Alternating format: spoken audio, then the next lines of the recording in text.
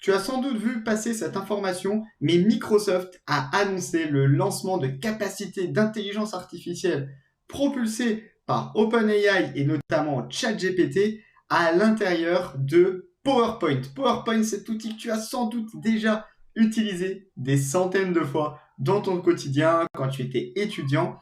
Et on a déjà tous probablement passé des heures sur une présentation PowerPoint afin de la rendre ou plus jolie, plus claire, plus synthétique.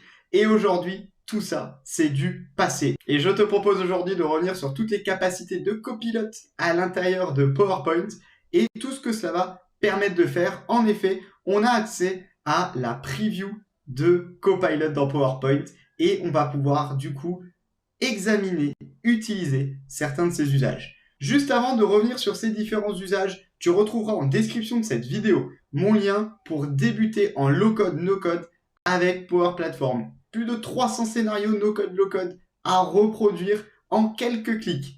Tu retrouveras aussi une checklist pour bien débuter avec Power Platform. Que tu sois un centre d'excellence pour gouverner cette plateforme low-code, no-code, ou bien un citizen ou un pro développeur qui veut commencer à développer à l'aide de Power Platform, tu retrouves ça en description. C'est totalement gratuit et tu y as accès en quelques minutes. Et moi, de mon côté, tout ce que je te demanderais, c'est de t'abonner à la chaîne. N'hésite pas aussi à laisser un like sous cette vidéo afin de pouvoir la partager plus grandement avec un maximum de personnes sur YouTube et faire connaître tous ces usages à l'intérieur des outils, notamment Office 365. Alors, lorsque tu vas vouloir utiliser Copilot à l'intérieur de PowerPoint, tu vas avoir, lors de la preview, 3 gros usages. Le premier qui va te permettre de créer des présentations et des slides à ta place, basés sur un prompt que tu vas donner directement à ton intelligence artificielle, donc à Copilot. Par exemple, crée-moi une présentation sur l'histoire de la France et notamment sur Napoléon en 10 slides. Et directement, ça va te générer 10 slides qui vont être en rapport avec ce prompt. Le deuxième cas où l'IA va pouvoir t'aider, c'est sur l'optimisation de tes slides. Imaginons que tu rentres par exemple 3 slides qui expliquent l'histoire de Napoléon. Tu vas pouvoir demander à Copilot de pouvoir tout simplement résumer toutes ces slides en une seule. Et enfin, le troisième cas, c'est ce qui va te permettre de modifier le format de tes informations. Par exemple, de changer partout la couleur, changer la police, de mettre la police par exemple en taille 20 sur toutes les slides. C'est des cas, au lieu d'aller le faire manuellement, tu passes l'information à Copilot et Copilot en fait directement derrière va faire le travail à ta place. Alors ici on se retrouve dans PowerPoint et comme on peut le voir ici, j'ai un petit bouton Copilot qui va me permettre de pouvoir faire plusieurs choses à l'aide de Copilot. Créer une présentation, ajouter des slides, ajouter une image, ajouter du texte, retravailler du texte ou changer par exemple le format d'un texte. Ici on va travailler sur l'ajout d'une slide et on va mettre The Story of Planet Saturn. On va essayer de lui demander tout simplement de nous faire une petite slide qui résume l'histoire de la planète Saturne pour voir un petit peu ce qu'il est capable de faire en termes de génération de slides avec de l'IA. Et après quelques secondes, on peut ici retrouver du coup une slide qui résume quelle est la planète Saturne. Alors actuellement, cette slide, elle a beaucoup de texte, elle n'est pas forcément super jolie, et on va maintenant essayer de travailler avec lui pour optimiser cette slide. Alors pour cela, on va tester ici, on va demander d'ajouter une image. Ajouter une image of Saturn planet in slide 2.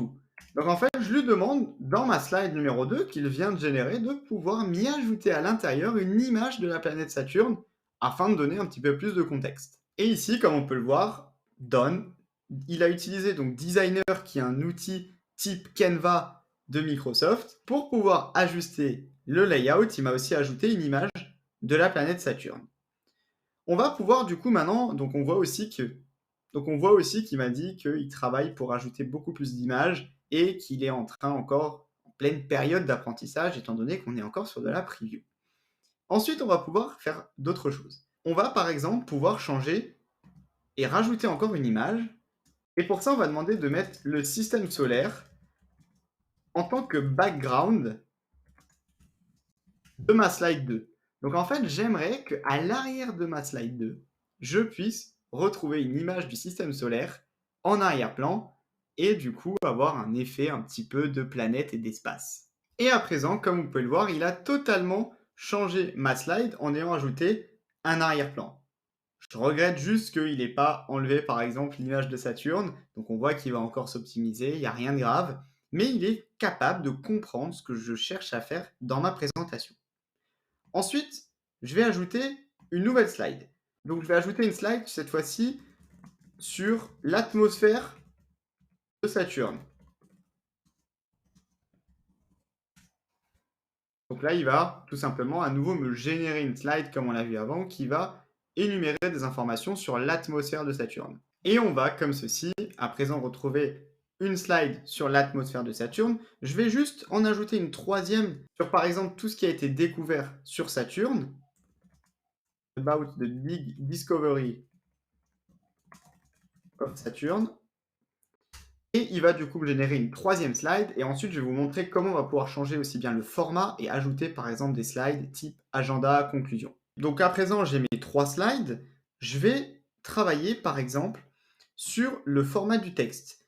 Et par exemple sur le format du texte, to make the font Calibri for all the slides.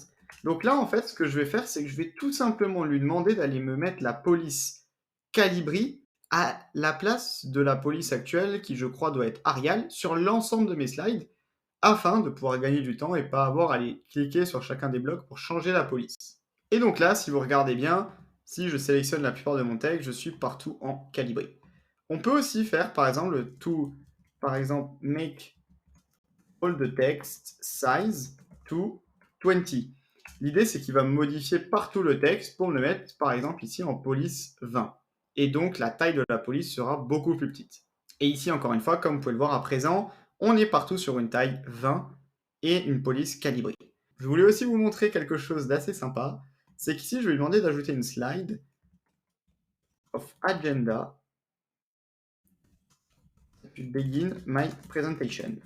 Donc ici, en fait, ce que je lui demande, c'est de me créer une slide d'agenda basée sur le titre et tout ce qu'il y a à l'intérieur de mes autres slides pour pouvoir la mettre tout en haut et ne pas avoir à retaper l'agenda de l'ensemble de ma présentation. Et alors là, comme vous pouvez le remarquer, il m'a créé un agenda qu'on va pouvoir remettre en haut. Mais par contre, on peut constater qu'il ne m'a pas mis les choses dans le bon ordre. Il est encore en apprentissage, comme je le disais, il va apprendre et donc être de plus en plus puissant, mais il aurait déjà pu me générer une slide d'agenda. Et enfin, la dernière chose que je vais vous montrer, c'est aussi ses capacités pour retravailler du texte. Par exemple, ici, on va lui dire de retravailler le texte d'une manière plus drôle. Donc, vous voyez qu'à chaque fois, je sélectionne ma slide, ce qui va lier, en fait, j'ai pas besoin de lui dire dans la slide 4, je vais juste lui dire retravaille le texte d'une manière un petit peu plus drôle et on va voir ce qu'il va être en capacité de me faire. Et là, comme vous pouvez le voir, je vous invite à mettre pause, il a retravaillé le texte d'une manière un petit peu plus drôle.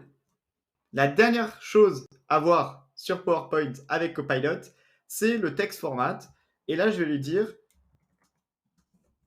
de mettre 3 bullet points à la place du texte ici dans cette slide. Donc que pour la slide numéro 4, au lieu d'avoir un gros bloc de texte, on puisse avoir 3 bullet points avec les 3 éléments les plus importants à connaître en lien avec cette slide.